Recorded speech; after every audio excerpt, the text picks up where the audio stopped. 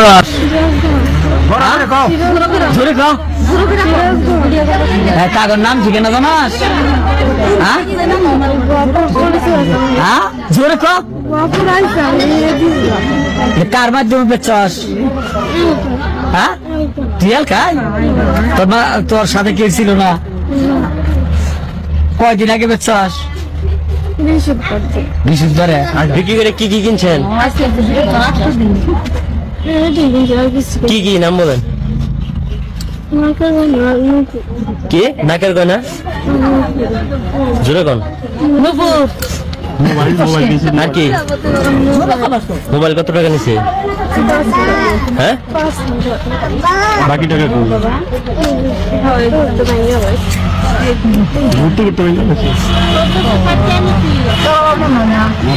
নগদ পাওয়া গেছে 1460 টাকা। দিব কি দিব না? এলাকায় কি বিয়ে টিয়ে হয়? আরে ভাই না হইলে আপনার কেমনে বসে আছেন এখানে? না বিয়ে তো হয়, কার হয় না রে? আল্লাহ সবাইকে মিঙ্গেল করে দিক না আমিন।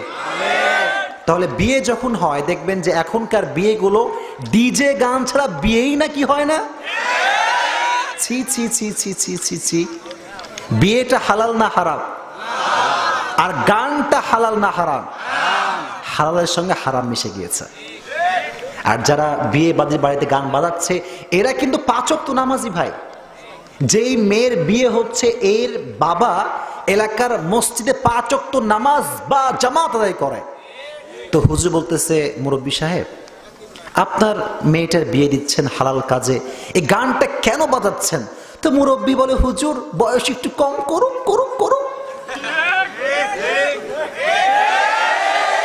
তো এই মুরব্বীকে যুবকরা তোমরা বলবা যে মুরব্বী ঠিক আছে, দ্য লজিক ইজ ওকে, যুক্তি ঠিক আছে, তাহলে মরার পরে একটু জাহান্নামে একটু ঘুরে আসবেন, একটু ঘুরে আসবেন, একটু ঘুরে আসবেন, একটু ঘুরবেন, বেশি না একটু ঘুরলেই হবে।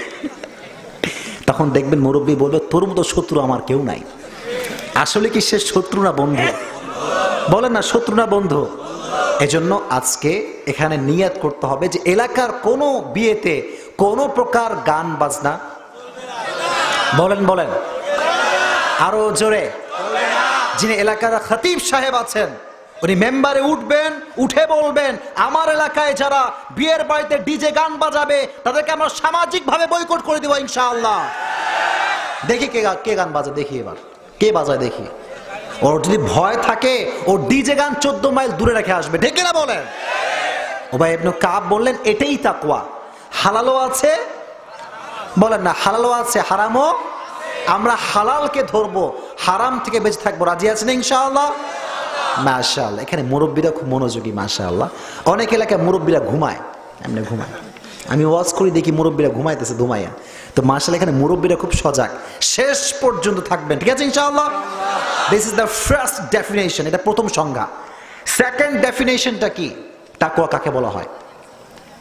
যা কিছু করি, যেখানে করি, যে অবস্থায় করি কেউ দেখে না, কেউ শোনে না, দেখে কে? শোনে কে? আচ্ছা রুমের গেট লকড, জানালা লকড, সব লকড, পৃথিবীর কেউ আপনাকে দেখতে পাচ্ছে না যে আপনি পর্নোগ্রাফি দেখছেন, অশ্লীল ভিডিও দেখছেন, কিন্তু ওই মুহূর্তে আপনাকে দেখছে একজন, তিনি কে? এই ভয় রাখতে হবে, এই ভয় রাখতে হবে। আচ্ছা আমার তো মনে হয় ভাই বাংলাদেশে এত দুর্নীতি কমিশন, এত দুর্নীতি, এত করাপশন, এত কিছু করে থামানো, বলেন থামানো? আজকের তাফসীর থেকে শিক্ষা হচ্ছে প্রত্যেকটা officer, police, army, BDR, RAB, প্রত্যেকটা প্রশাসন কর্মকর্তার হৃদয়ে যদি ভয় ঢুকে যায় আল্লাহর কসম বাংলার মাটি থেকে আগামীকাল থেকে ঘুষ দূর হয়ে যাবে। আল্লাহর ভয় রাখার দরকার আছে না নাই? রমজান মাস চলছে, একজন ইউএন অফিসারের কাছে তার পিএস কয়েক লাখ টাকা ঘুষ নিয়ে আসছে। কি নিয়ে আসছে? মাস চলতেছে কি বাইরে কথা কোন মাসটার নাম কি? খেপে গেছে বেয়াদব, রমজান মাস কি ঘুষ নেওয়ার কি সময় পাস নাই? বেয়াদব, অজু করতেছি নামাজ পড়বো, হাতে কি ঘুষ নেওয়া যায়? যা একটু টেবিলে ঢুকায় দে, যা। কোথায় ঢুকায় দে? আচ্ছা তুই হাতে নিলি না ভাই, ঠিক আছে, কিন্তু টেবিলে যে ঢুকাইলে বাবা কেউ দেখে নাই, কেউ শোনে নাই, দেখছে কে? এটা যদি ইউএনএস সাহেব বুঝতে পারে, পুলিশ বুঝতে পারে, আজীবনে কখনো কি ঘুষের আশেপাশে যেতে পারবে? তাহলে সেকেন্ড ডেফিনেশনটা হচ্ছে কেউ দেখে না, কেউ শোনে না, দেখে কে? শোনে কে? যুবক ভাইয়েরা এটা মাথায় রাখবা। রাজি আছো ইনশাআল্লাহ? গোপনে গুনাহ এটা আমাদের জীবনটাকে শেষ করে দিয়েছে, পুরো জীবনটাকে শেষ করে দিয়েছে। একজন নারী গোপনে গুনাহ করে, মুরব্বী গোপনে গুনাহ করে, যুবকরাও গোপনে গুনাহ করে। এই গোপনে গুনাহ থেকে বাঁচা সম্ভব তখনই আল্লাহর ভয় থাকবে। আল্লাহর ভয় রাখা যাবে তো ইনশাআল্লাহ?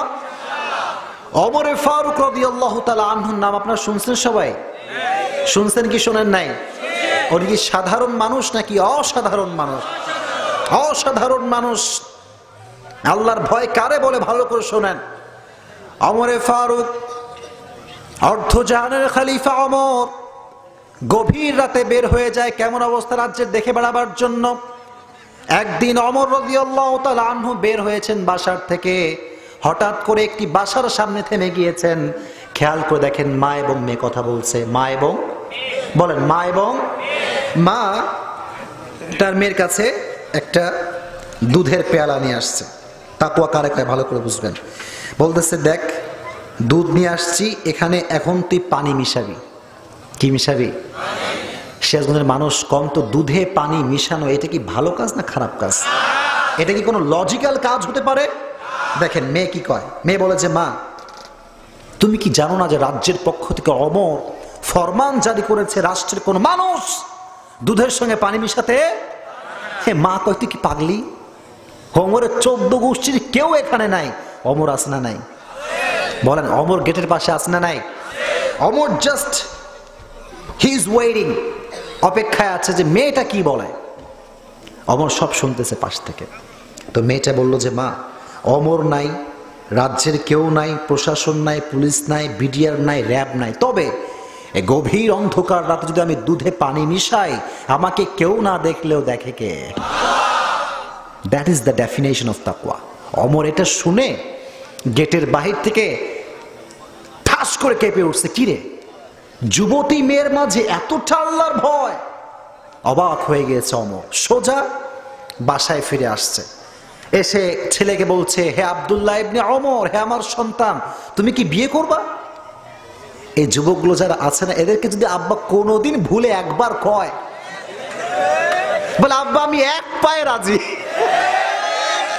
কিন্তু টাকা পয়সা ইনকামও করে না, চাকরিও করে না, সকাল 12টায় ঘুম থেকে ওঠে। বাবুরে তুই বিয়ে করে কি খাওয়াবি বাবু? আগে কাজ শিখতে হবে, রিজিকের মালিক তো আল্লাহ, এটাতে কোনো সন্দেহ নাই, কিন্তু জব, চাকরি, কোনো বিজনেস করার দরকার আছে না নাই? তুমি একখান বিয়ে করে নিয়ে আসলা, বউরে বাসো করে বলা, বউ চাকরি নাই, বিজনেস নাই, দোকান নাই, ঘাট নাই, কিচ্ছু নাই, আল্লাহ ভরসা। বউ বলে, তোর ভরসা তুই রাখ, আমি গেলাম। ইনকাম করতে হবে, ঠিক আছে ইনশাআল্লাহ? তো ছেলে বলছে, হ্যাঁ বাবা আমি বিয়ে করব। ওমর হচ্ছেন প্রাইম মিনিস্টার। ওমর কি? বলেন না, কি মিনিস্টার? আমাদের দেশের যিনি জননেত্রী শেখ হাসিনা, উনি কি প্রাইম মিনিস্টার? নাকি সাধারণ মানুষ না অসাধারণ মানুষ? ওমরের মতো একজন অসাধারণ মানুষ নিজের ছেলের বিয়ে দিচ্ছেন একজন দুধওয়ালির সঙ্গে, একটা গুণ দেখে। গুণটার নাম কি? বলে না, গুণটার নাম কি? হ্যাঁ, আব্বাজানরা এবার শোনেন, আব্বাজানরা শোনেন, মুরব্বীরা কিছু আছেন মাশাআল্লাহ, খুব ভালো। মুরব্বীদেরকে বলতেছি, মুরব্বীরা আপনার পায়ে আমার দুটো হাত, আজকে আসছি, কবে আসবো আর জানা নাই, একটা কথা বলে যাই, বিয়ের সময় সরকারি টাকলা না খুঁজে তাকওয়াবান যুবক খুঁজে বিয়ে দিবেন। হতে পারে ছেলেরা টাকা পয়সা খুব কম, হতে পারে খুব কম, কিন্তু আপনার মেয়ে সেই ছেলের কাছে রাজকুমারীর মতো থাকবে ইনশাআল্লাহ। আর খালি টাকা দেখবেন, আর খালি টাকা দেখবেন, মাথায় চুল নাই, বাপের মতো বয়স, দাদার মতো বয়স, টাকা পেতে পারেন, সুখের সন্ধান কোনদিন খুঁজে পাবেন না আপনি। এজন্য বিয়ের ক্ষেত্রে তাকওয়া দেখার দরকার আছে না নাই? যুবকদের জোর দেখছেন? শোনো, তোমরাও কিন্তু কম না, তোমরা তো আবার আটা ছাড়া বিয়ে করতে চাও না। এবার আর কেউ ঠিকঠাক কিছু কয় না, কথা বলো ঠিক কিনা? কিছু কিছু যুবক আছে দেখবেন, খালি একটু ফর্সা হইলেই হয়, আর কিচ্ছু লাগবে না হুজুর, ইসसे ज्यादा खूबसूरत ये तो हो ही नहीं सकता। এরকম যুবক আছে না নাই? না না, এই কাজ করো না। বিয়ের ক্ষেত্রে একটা গুণ মাস্ট লাগবে, মেয়েটা কি চরিত্রবান কিনা, তাকওয়া আছে কিনা দেখার দরকার আছে না নাই? না, আব্বাদের দোষ একা দিলে হবে না। এখনকার মেয়েরাও দেখা যায় গাঁজাখোর ছাড়া পছন্দই করতে চায় না। এলাকার ভেতরে 5 ওয়াক্ত নামাজি ছেলে আছে, ঘুরেও তাকায় না। একখান গাঁজাখোর বিড়িখোর মাথার চুল এক পাশে আছে আর এক পাশে নাই, বলে আপনি কি বিয়ে করবেন আমাকে? বোন রে, এই পাল্লায় পড়ো না। এই ট্রেন্ডে এসে মুরব্বীরা কি রাগটা করছেন নাকি আপনারা? এই ট্রেন্ডে এসে মেয়েরা ভালো ছেলে পছন্দ করছে না, গাঁজাখোর মদখোর এই বিড়িখোর পছন্দ করে। তাহলে বিয়ের ক্ষেত্রে ভাইরা যেটা মেসেজ সেটা হচ্ছে শুধু ঠিকঠাক বললেই হবে না, বিয়ের ক্ষেত্রে তাকওয়া দেখে বিয়ে করব, ঠিক আছে ইনশাআল্লাহ? আওয়াজ হাত তুলে বলেন ইনশাআল্লাহ। এবার হাত নামান। এবার আসেন একটা কথায়, তাকওয়া যার বেশি, বোঝেন এই বোঝেন তাকওয়ার ডেফিনেশন কয়টা? আওয়াজ কয়টা? মাশাআল্লাহ। এবার আসেন, তাকওয়া যার জীবনে বেশি তার জীবনে দুঃখ কষ্ট বেশি। এবার যে আওয়াজ দিয়ে বললেন ঠিক কিনা? তাকওয়া যার বেশি কষ্ট বেশি। মুরব্বীরা আমাকে বলে হুজুর, হাই রে হুজুর, আমি ছোটবেলার থেকেই নামাজ পড়ি, তখন থেকে আমি আল্লাহওয়ালা মানুষ। আমি কি মানুষ? কিন্তু হুজুর আজকে বয়স আমার 60, আজ অব্দি আমার অভাব যায় না। এই যে পরিবারে টাকার অভাব, বাড়ির অভাব, গাড়ির অভাব, এই অভাবটা আজ অব্দি যায় না। কিন্তু আমার ভাই নামাজ নাই, কালাম নাই, রোজা নাই, হজ নাই, জাকাত নাই, কোটি কোটি টাকার মালিক। আচ্ছা, এই মনে প্রশ্নটা জাগে না যে আল্লাহর এত ইবাদত করি, আমারে আল্লাহ দেয় না, হাতে নামাজই পড়ে না, কোটি টাকার মালিক কেমনে হয়? প্রশ্ন আছে না নাই? ছোট্ট একটা ঘটনা বলি বোঝাবার জন্য। এক লোকের 2টা প্রাণী ছিল। কয়টা প্রাণী বলেন না? কয়টা? একটা ছাগল আর একটা গাধা। একটা ছাগল আর একটা কি? তো ছাগল একদিন গাধারে ডাক দিয়ে কয়, রে গাধা, আই রে গাধা, তুই শালা আসলেই একটা গাধা, তুই আসলে কি? তো গাধার মন খারাপ। গাধা কয়, ছাগল আমি তো গাধা, এটা তো সবাই জানে, তা আমাকে তুই গাধা বলে গালি দিস কেন? তো ছাগল কয়, তুই কি বুঝিস না যে মালিক আমাকে কত ভালোবাসে, কত সুন্দর জড়ায় ধরে, কত সুন্দর খাওয়ায়, আর তোরে সারাদিন কিলায় আর লাথি দেয়। তো গাধা মনটা খারাপ করে বলছে, ইয়েস ইউ আর রাইট, কথা তুই ঠিকই বলছিস, মালিক তোরে বেশি ভালোবাসে, আমারে বেশি একটা ভালোবাসে না। কিন্তু তুই কি জানিস যে তোর মূল্য এত কেন বাড়ছে, মালিক তোরে এত বেশি কেন ভালোবাসে? ছাগল কয়, না তা তো জানি না। বলে, আরে পাগলা, সামনে কুরবানির চাঁদ উঠছে। সামনে কিসের চাঁদ উঠছে? এই যে দিবে যে এইটা, তাই যা খাওয়ানোর খাওয়াই নিচ্ছে, ঠিক কিনা বলে? নামাজ নাই, কালাম নাই, রোজা নাই, হজ নাই, জাকাত নাই, ধুমাইয়া সুদ খায়, ধুমাইয়া ঘুষ খায়, বিশাল বড় টাকার মালিক। আল্লাহ বলতে, তোমরা হতাশ হয়েও না, মুত্তাকিরা হতাশ হয়েও না, ও মরলে কনফার্ম জাহান্নামী, আর তুমি তাকওয়া রেখে মরলে কনফার্ম জান্নাতি। এর দুঃখ কষ্ট আসলে মন ছোট করবেন না, মন ছোট করবেন না। আল্লাহকে বলবেন, আল্লাহ তুমি whatever you have given me, I'm just trying to be grateful and I'm saying alhamdulillah. সুখে দুঃখে সর্বাবস্থায় একটা শব্দ রিপিট আফটার রিপিট করতে পারবেন, সেটা হচ্ছে কি? বলেন, সেটা কি?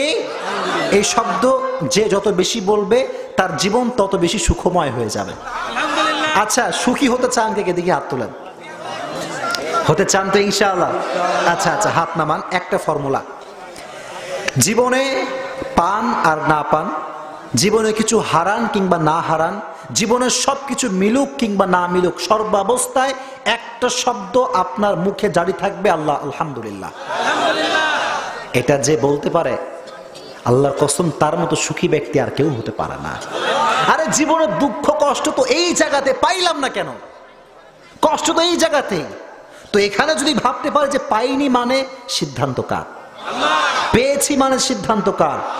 সব যেহেতু আল্লাহর সিদ্ধান্ত, সো আমার কি করার আছে? আমি শুধু পড়বো আল্লাহ দিলেও আলহামদুলিল্লাহ, না দিলেও। রাজি আছেন তো ইনশাআল্লাহ? এজন্য ফার্স্ট মেসেজ ছিল এটা, হৃদয়ে ভয় রাখবেন একজনের, তিনি কে? জোরে বলেন, তিনি কে? আসলে ভাই, খুব দুঃখের সঙ্গে বলছি, আমাদের ভেতরে তাকওয়াটা খুবই কম। সুদ ঘুষে বাংলাদেশ ভরে গেছে। এটার ওয়াজ এত বেশি করি আমি, আপনার বিশ্বাস হবে না।